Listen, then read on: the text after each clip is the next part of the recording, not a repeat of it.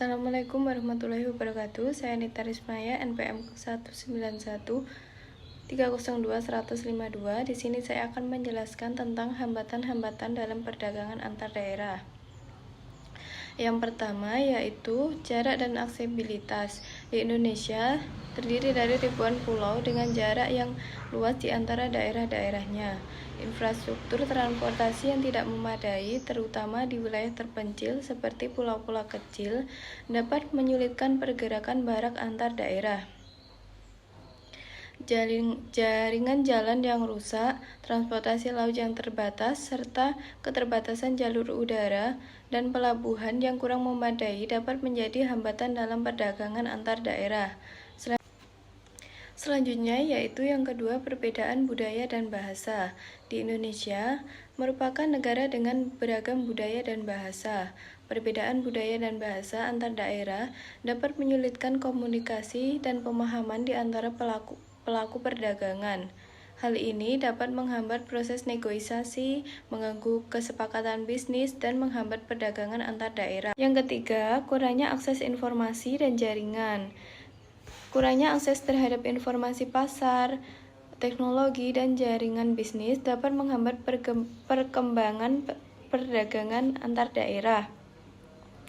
UMKM di daerah mungkin memiliki keterbatasan dalam hal pemahaman pasar dan peluang bisnis, serta akses yang terbatas ke jaringan dan kemitraan bisnis yang dapat menghambat perdagangan. Selanjutnya yang keempat yaitu ketidakseimbangan sumber daya dan keunggulan komparatif.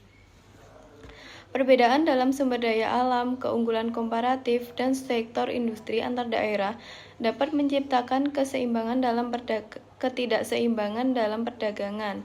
Jika suatu daerah sangat bergantung pada sektor tertentu, seperti pada pertanian atau industri tertentu, hal ini dapat menyebabkan ketergantungan pada daerah lain untuk kebutuhan yang lainnya.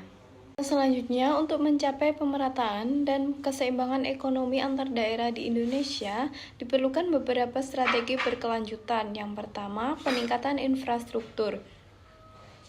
Dalam pengembangan infrastruktur yang merata di seluruh daerah, sangat penting untuk meningkatkan konektivitas antar daerah, misalnya pembangunan jalan, jembatan, pelabuhan, bandara, dan jaringan telekomunikasi.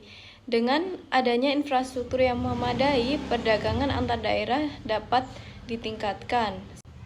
Yang kedua yaitu pengembangan sumber daya manusia dengan cara investasi dalam pendidikan dan pelatihan di daerah-daerah yang tertinggal dapat membantu meningkatkan kualitas tenaga kerja dan daya saing ekonomi di desa tersebut. Yang ketiga, pengembangan kawasan industri dan ekonomi. Dengan mendorong pembentukan kawasan industri dan ekonomi di daerah-daerah tertentu dapat menjadi magnet investasi dan dapat mendorong pertumbuhan ekonomi setempat. Hal ini akan menciptakan lapangan kerja baru dan mendorong pertumbuhan ekonomi yang lebih merata. Sekian, wassalamualaikum warahmatullahi wabarakatuh.